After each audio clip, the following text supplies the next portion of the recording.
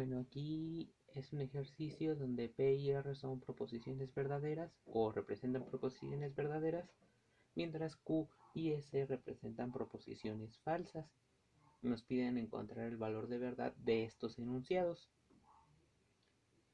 El primer enunciado dice P implica Q implica R. Bueno, primero veamos P implica Q. Esta proposición, esta subfórmula, ¿es verdadera o falsa? Pues vamos a ver. P es verdadera. Q es falsa. Verdadero implica falso, pues es falso. Entonces, esta es falsa. Luego, P implica Q, que implica R. Esta es falsa, lo habíamos dicho. Pero R resulta ser verdadera. Entonces, ¿cómo es falso implica verdadero? Pues falso implica verdadero. Por tu tabla de la implicación, sabes que es verdadero. ¿De acuerdo?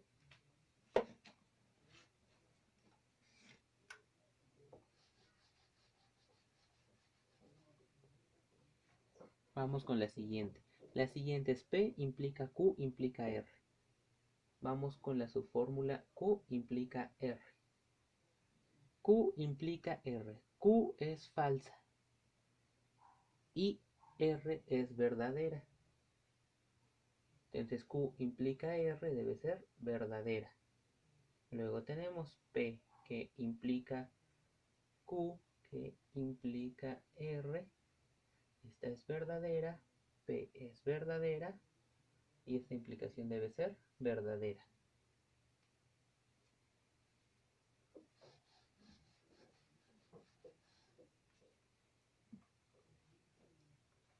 Para la tercera dice S implica P y no R. Y este I es el conectivo principal.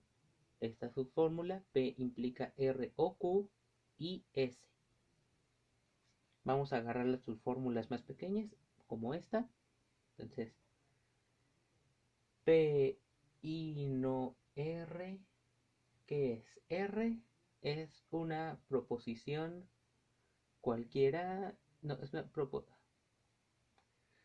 Tomo la primera subfórmula, P y no R. R es una proposición verdadera, entonces no R es falsa. Aunque P sea verdadera, P y no R va a ser falsa porque es una I. Una de estas es falsa. Entonces, esta R dijimos que es verdadera, entonces no, R es falsa. Aunque P sea verdadera, esto es falso.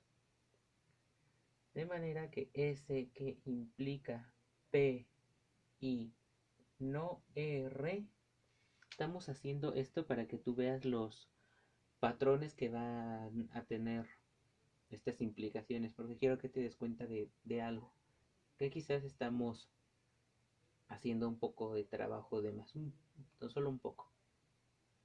Esta es falsa, ¿de acuerdo? S es una proposición que es falsa. Muy bien, esta es falsa. Y falso, que implica falso, es verdadero.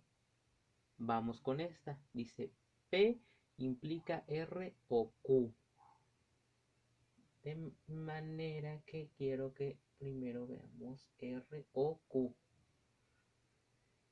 R es una proposición verdadera. Q es una proposición falsa. Verdadero y esto es falso. Verdadero o falso por tu tabla es verdadero. Bien. P implica R o Q. P que implica R o Q. R o Q es verdadero. P es verdadero. Entonces esta implicación es verdadera.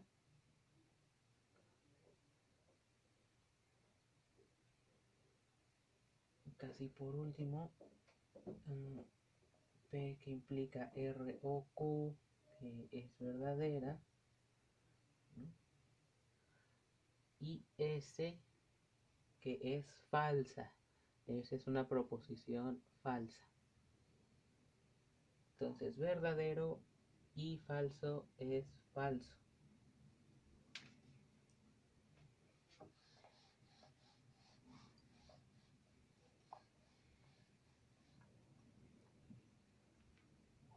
Ahora quiero que veas los siguientes enunciados. Parecen aún más sencillos que estos. ¿Por qué los pusimos al último? Bueno, espero que te hayas fijado que no, a veces no hay que fijarse en cada renglón de la tabla de verdad para asignarle su valor de verdad a cada fórmula, ¿eh? Puede ser mucho más sencillo que eso, basándote en estas que te estoy poniendo aquí y en quizás otras. P es una proposición verdadera. Y cuando yo niego una proposición verdadera, voy a tener una proposición falsa. ¿Sí? Y si tú te fijas en tu tabla de verdad, siempre que yo tengo mi antecedente falso, no importa cómo vaya a ser el subsecuente. La implicación siempre va a ser verdadera. Entonces, cuando tú niegas algo que tú ya sabes, algo que sabes que es verdad, véase un teorema, un axioma, una proposición, un corolario, cualquier cosa que tú ya probaste que es una verdad, cuando tú la niegas, vas a tener algo falso, entonces se va a implicar cualquier cosa. Aquí, esto es prácticamente lo mismo, es equivalente. Cuando yo ya tengo algo que es falso, puedo implicar otra cosa, aunque sea esa otra cosa sea falsa. ¿Sí? Entonces hay que tener mucho cuidado con estas, no solo en matemáticas, sino en el lenguaje. Cuando tú eh, estás partiendo de este lenguaje formal, que es el que muchas veces se ocupa, no solo en matemáticas, sino también en muchos, de otras muchas maneras. Cuando tú estás partiendo de algo que es falso, puedo concluir otra cosa falsa o verdadera.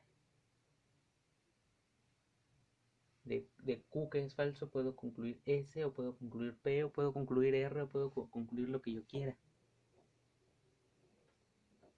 Por eso es un problema que tú hicieras un sistema axiomático y resultara que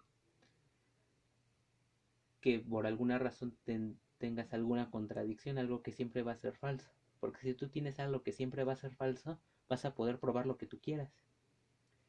Es por esa razón que cuando tú estás probando algo que tiene que ver, digamos, con conjuntos, y estás considerando un conjunto que es vacío, pero tú no lo estás viendo, y te tomas un elemento en ese conjunto que es vacío, bueno, pues eso no lo puedes hacer.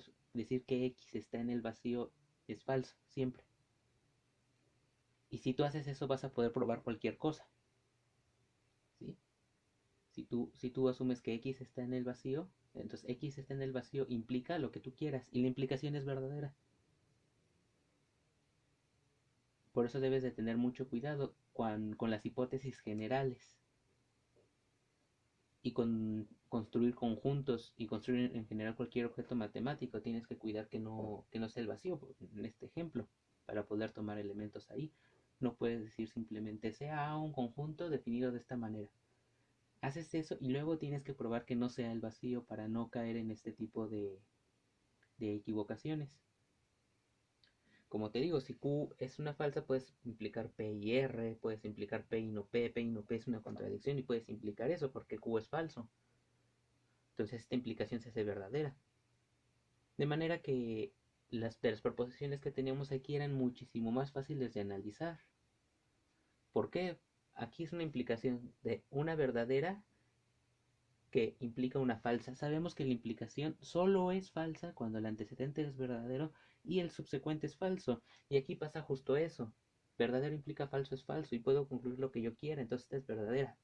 No tengo por qué fijarme en cada tabla, ni mucho menos hacer la tabla de verdad de todo esto y fijarme en el renglón donde se dan estas condiciones. Sería trabajo de más. Ahora, para esta, P es una implicación verdadera. Aquí sí hay que cuidar que este no vaya a ser falso, pero como en esta implicación el antecedente es falso, pues ya ni siquiera me tengo que fijar en lo demás. esta ya es verdadera y ya esta ya va a ser verdadera también. Esta en las conjunciones igual, ¿sí? En las conjunciones puedes fijarte, por ejemplo, en que no ocurra esto. Puedes tener aquí lo que tú quieras. Vamos a ponerle otras letras. A, B, las fórmulas que tú quieras, con que tengas una sola falsa en una conjunción así, en una cadenita de conjunciones, ya toda va a ser falsa. Bien, de manera que cuando tú enlistas proposiciones, si alguna de esas proposiciones es falsa, cuando tú las estás uniendo todas con is, pues ya toda va a ser falsa. Entonces tienes que tener cuidado con que ninguna de esas sea falsa.